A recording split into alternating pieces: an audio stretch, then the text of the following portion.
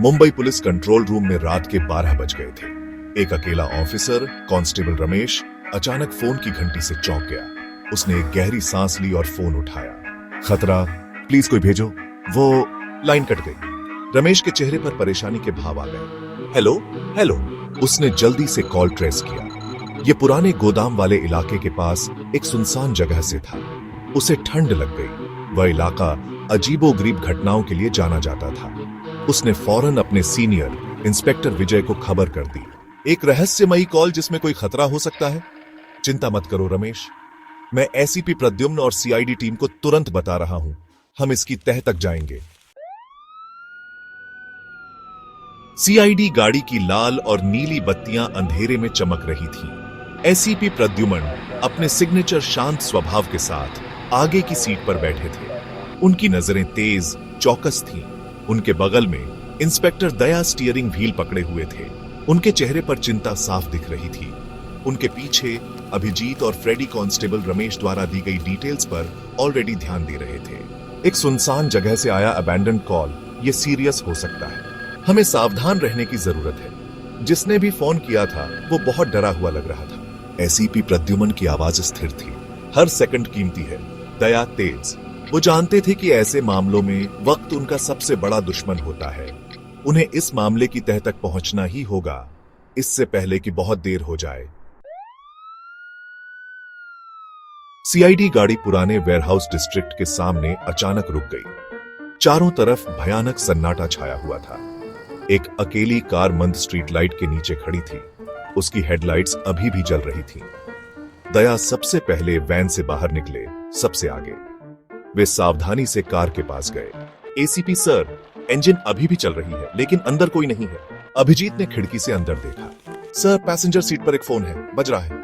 ACP Pradyumna ने उसे phone उठाने का इशारा किया। अभिजीत ने ध्यान से फोन उठाया। हेलो। सन्नाटा। उसने फोन रख दिया। उसकी भौहें तनी हुई थी। ये वही नंबर है जिसने कंट्रोल रूम को कॉल किया था। एसीपी प्रद्युम्न की नजरें इलाके को घूर रही थीं। धूल भरी जमीन पर एक हल्का सा निशान दिखाई दे रहा था। दया, ये खून जैसा लग रहा है। इसके पीछे जाओ, ये हमें हमारे कॉलर तक ले जा सकता है। दया अपनी तेज नजर से खून के निशान का पीछा कर रहा था।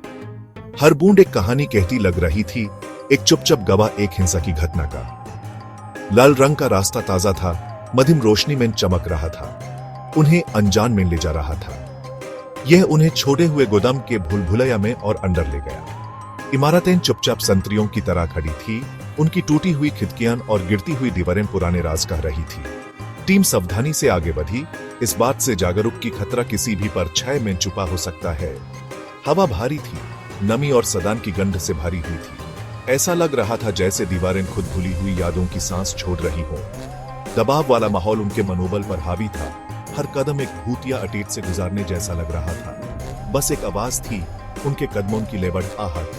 हर गूंज दीवारों से टकरा कर वापस आती थी, उन्हें घेरे हुए खामोशी को और बढ़ा रही थी। यह एक ऐसी खामोशी थी जो बहुत कुछ कह रही थी। एक ऐसी खामोशी जो अनजान आंखों की मौजूदगी की तरफ इशारा कर रही थी, जो उनकी हर हरकत देख रही थी। अलर्ट रहो।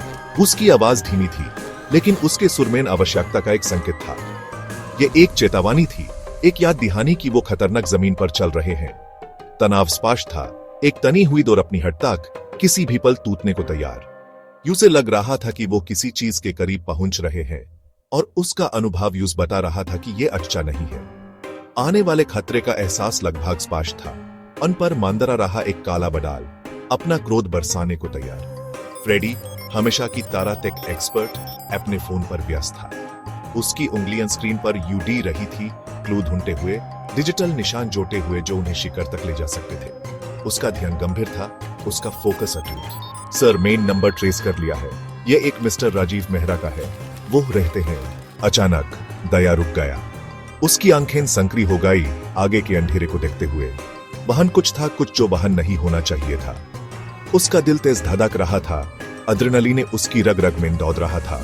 सर देखिए, उसने क्रेट के धीर के पीछे छुपी हुई एक परछाई की तरफ इशारा किया। वो आदमी मुश्किल से दिख रहा था, मध्यम रोशनी में एक सिलुएट, लेकिन वो वहां था, उन्हें देख रहा था। सर, हमें सावधान रहने की जरूरत है। उसका हाथ उसके होल्स्टर के पास था।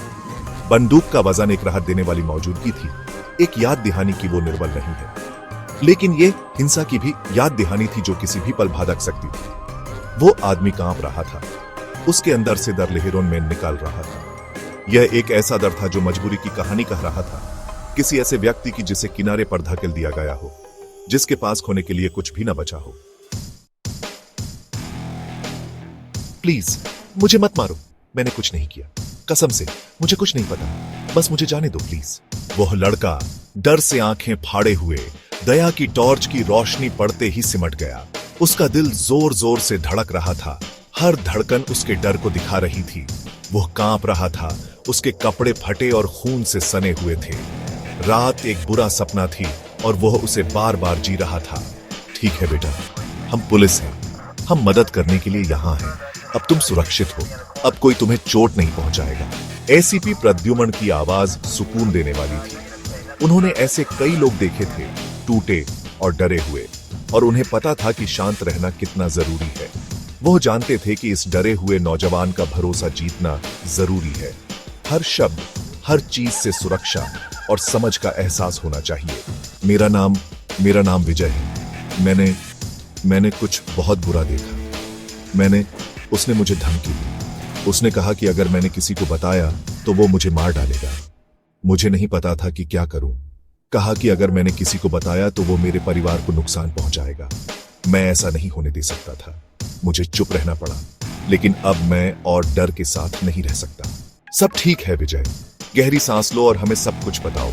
हम तुम्हारी रक्षा करने के लिए यहाँ हैं। तुम्हें या तुम्हारे परिवार को कोई नुकसान नहीं होगा, हम वादा करते हैं। विजय ने कांपते हुए सांस ली और बोलना शुरू किया। उसके शब्द डर और घबराहट से बाहर आ रहे थे।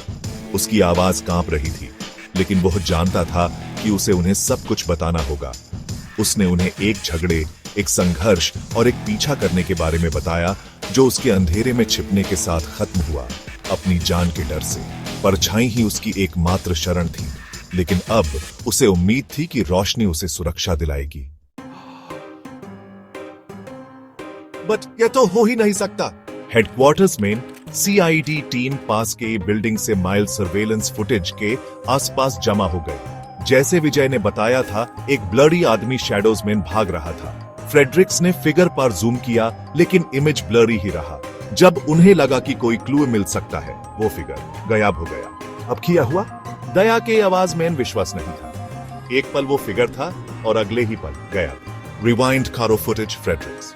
एसीपी प्रद्युम्न ने ऑर्डर दिया। उनकी आंखें गौर से देख रही थी। कुछ तो गड़बड़ थी। उन्होंने देखा वो फिगर भाग रहा था, फिर पास में खड़े ट्रक के शैडो में गायब हो गया। ऐसे लग रहा था जैसे ट्रक ने उसे निगल लिया हो। आईएसएस ट्रक में कुछ काट पाठाए। सीआईडी टीम ट्रक के पास पहुंची। सबके हाथों में बंदूक थे। दया ने अपनी ताकत से ट्रक के पीछे के दरवाजे तोड़ दिए। अंदर उन्हें राजीव मेहरा मिला। फोन का मलिक बंधा हुआ और मुंह में कपड़ा था। वो जिंदा था, लेकिन बेहोश था। सर, लगता है मिस्टर मेहरा विक्टिम था, क्रिमिनल नहीं। अभिजीत ने पुलिस चेक करते हुए कहा। लेकिन मिस्टर मेहरा को क्यों नुकसान पहुंचाना चाहेगा और यह ड्रामा क्यों करेगा? एसीपी प्रद्युमन को सब समझ आ गया। उन्हें विजय का डर याद आया और वो कैसे सब कुछ बताने से हिचकिचा रहा था। विजय, इस पजल की चाबी वो है। मेरे पास कोई रास्ता नहीं था। उन्होंने मेरे परिवार को धमकी दी थी। मुझे कोई और रास्ता नहीं दिख रहा था। एसीपी प्रद्युम्न की नजरों के दबाव में विजय टूट गया। दबाव असहनीय था और सच बाहर आ गया। उसने कबूल किया कि वह एक लोकल गुंडे का बहुत कर्जदार था। महीनों से कर्ज बढ़ता जा रहा था और ब्याज बहुत ज्यादा हो गया था। उसे एक अमीर व्यापारी राजीव मेहरा को एक अपहरण योजना के तहत गोदाम में फुसलाने के लिए मजबूर किया गया था। गुंडों ने वादा किया था कि अगर वह मान गया तो उसका कर्ज माफ कर देंगे, लेकिन मैं उसे नुकसान नहीं पहुंचाना चाहता था। विजय रोया। उसकी आवाज ग्लानि से भरी हुई थी। मैंने सोचा कि मैं उसे सुरक्षित बाहर निकालने का कोई रास्ता ढूंढ लूंगा। जब प्लान गलत हो गया और चीजें हाथ से निकल गईं, तो मैं घबरा गया। मुझे नहीं पता था कि क्या करूं। गुंडे बेरहम थे और मुझे अपनी जान का डर था। मैंने सोचा कि अगर मैं पुलिस को गुप्त रूप से फोन करूं, तो मैं खुद को उजागर किए बिना श्री मेहरा को बचा सकता हूं। यह एक हताश कदम था, लेकिन मुझे कोई और विकल्प नहीं दिखा। मेरा कभी किसी को चोट पहुंचाने का इरादा नहीं था। मैं बस अपने परिवार की रक्षा करना चाहता था और इस झंझट से बाहर निकलना चाहता था। एसीपी प्रद्युम्न ने धैर्यपूर्वक सुना। उनका चेहरा भावहीन था। उन्होंने पहले भी ऐसी कई कहानियां सुनी थीं।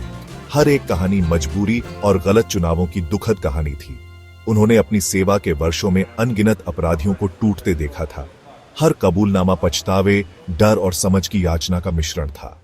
हालांकि वह विजय के डर और मजबूरी को समझते थे, लेकिन इससे उसकी हरकतें माफ नहीं हो जाती। कानून स्पष्ट था और न्याय होना ही था।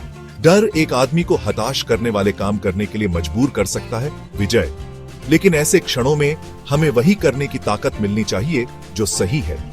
लेकिन यह कानून तोड़ने का बहाना कभी नहीं होता। परिस्थितियां कितनी भी विकट क्यों ना हो, आपको अपने कार्यों के परिणाम भुगतने होंगे। दया चलो, केस बंद हो गया, मुजरिम पकड़ा गया।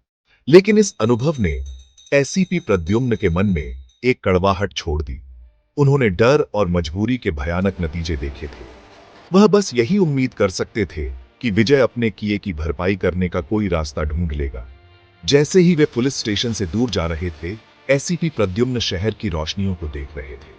याद रखना, दया भेष कितना भी चालाक क्यों ना हो, कोई भी अपराधी कानून के लंबे हाथों से नहीं बच सकता। उनकी आवाज में एक शांत ताकत थी, एक भरोसा कि न्याय हमेशा जीतेगा।